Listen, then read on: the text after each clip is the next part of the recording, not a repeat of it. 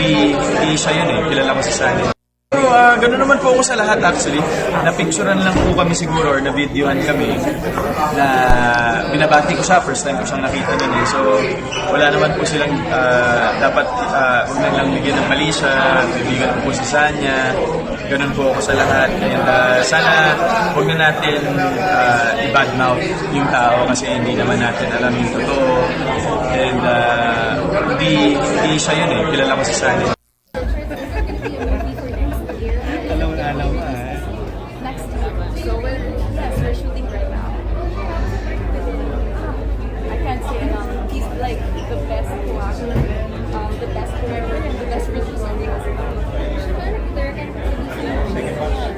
know you can't see the title yet, but is it a romance film? Is it this is different. Pero hindi ko muna sasabihin kasi it's more of, how can I say, crime.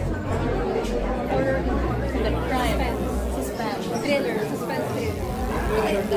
Hindi talaga tayo pwede magsalita. My hands are tied right now. Okay, congratulations. You have it. You deserve it. Thank you so much. Thank you. What can you say about that? Exciting. So bukas may taping na ulit kami. Alden is directing the film. Kasi he's a first-time director, pero he knows what he wants. And he's really like one of the best directors I've ever worked with. What's the story about? I cannot say. Pero drama ba? Hintayin na lang po natin. Thank you po. Oh, thank you. Thank you po. Hindi. Pero, ano siya, like, he's gonna give you suggestions, but also, he's gonna make you collaborate with me. Thank you po. Welcome back mga kaaldab. Ito po yung video message ni Alden. Para lang po sa mga ayaw tumigil, sa mga nagsasabi na ganito ganyan. Ito na po, bahala na po kayo kung ano sa tingin po ninyo, kung tutuloy nyo pa rin po. Ito galing na po mismo sa bibig ni Alden. Kaibigan niya lang po, mga kaaldab. For the record lang po, para matapos na rin po yan. Alam naman po natin na gagamitin po talaga nila si Alden Richards para sa kanilang pang sariling interest, di po ba? Real talk mga kaaldab. Kaya nga po maingay na maingay sila kasi basag na yung katnil. Wala nang malaking love team ang ABS-CBN. Totoo po yan. Di po ba? Talagang yung pinakatatlong bigati nila na wala na, Katnil, Lisquen at Jadine. Di po ba? Sinasabi ko lang po yung totoo para lang klaro, para lang po sa kaalaman ng lahat. Pero bago tayo magtuloy at bago natin pag-usapan itong mainit na talakayan po natin, kung bago ka lang sa channel na to at isa kang true-blooded Aldab Nation na nagmamahal po kila Mengay at Isoy, tama po ang channel na pinuntahan mo, kaya consider na po kitang bagong subscriber. At huwag mong kalimutang i-share ang mga video po natin sa mga mami, sa mga titas at sa mga senyor. Ito pong bagong pelikula o project nila Heaven Paralejo. Marami pong nagtatanong sa akin, Mr. Destiny, etong Out of Order, ano nga po bang istorya nito? Ano nga po ba talaga? Medyo maganda to kasi ito po yung, promotion na naman yan, Mr. Destiny. Alam mo, kaya ka nababas eh.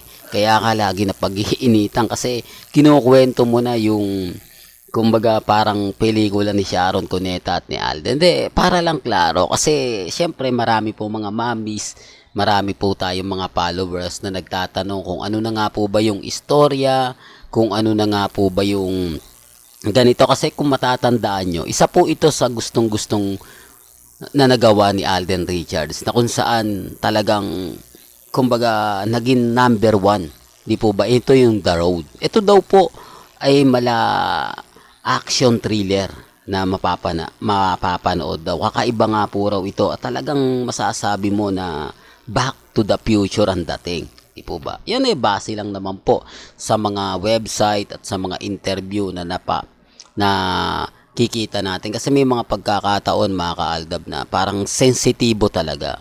Di po ba? Pero dito hindi pa sinasabi ni Heaven kung ano po yung title, pero alam na po natin Out of Order. Di po ba? Yan ang isa sa kagandahan nyo po sa channel ni Mr. Destiny. Kaya nga po relax lang po kayo. Kung ano po yung latest, kung ano po yung trending, dun lang po tayo. Di po ba? Huwag po kayong basta-basta maniniwala sa mga sinasabi at pahayag po ng iba. Di po ba? Kaya nga po ko kampante lang matatag.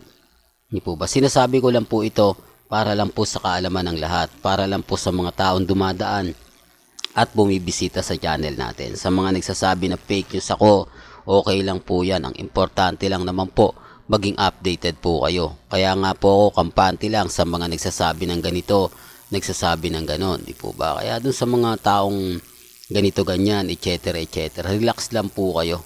Huwag po kayong basta-basta maniniwala sa mga sinasabi at pahayag po ng iba. Ang importante lang naman po, maging updated kayo. Kung gusto nyo lang po ng latest, kung gusto nyo lang po ng trending, dun lang po tayo. Huwag po kayong basta-basta maniniwala sa mga sinasabi ng iba. Di po ba? Tapos sasabihin nila, ganto ganyan, Mr. Destiny. Relax lang po. Maging matatag lang po kayo. Maging kampante. Ako naman po, pagdating dito sa channel ni Mr. Destiny, lahat naman po ng mga gusto nyo pong malaman, pabor man o hindi, updated kayo, di po ba? Isa po ito sa pinagmamalaki natin at natutuwa naman po ako kasi napakarami ang nagmamahal, napakarami ang sumusuporta po sa akin. Hindi ko talaga ina-expect na naandyan pa rin kayo sa tindi ng mga revelasyon ng mga sinasabi nila, maamaanghang, masakit, di po ba, na may mga kulto na ganito ganyan. Relax lang po tayo. Wag po kayong maniniwala, di po ba? Kaya nga po kampante lang eh. May mga bagay-bagay nga po na binabash din talaga tayo. Pero okay lang po yun. Ramdam ko naman po yun eh. Sabi ko nga po sa inyo, kung ano lang po yung latest, kung ano lang po yung trending, yun lang naman po yung pinag-uusapan natin. At yung kay Maha, okay lang po yun. Wag po kayong maniniwala, di po ba? Kasi sabi nga po ng doktor, kung gusto mo makabuo o magkaroon ng anak, kailangan, kumbaga, yung tipong hindi ka masyado, di po ba? Iba po kasi makakaldab kapag ka talagang gusto mo, di po ba? Talagang gagawin mo. Pero sa punto na nakikita naman po natin, parang wala naman po, di po ba? Kaya relax lang. Huwag po kayong papaapekto sa mga sinasabi at pahayag po ng iba. Ang importante lang naman po, maging updated kayo sa mga nagsasabi na fake news ako, sa mga nagsasabi na move on na ako, okay lang po yan. Po ba? Maging matatag lang, kampante, doon pa lang panalo na tayo eh. Doon pa lang masasabi nyo na tama naman si Mr. Destiny kasi nababasa ko naman, napapanood ko, napapakinggan yung mga sinasabi niya, literal na talagang pinag-uusapan.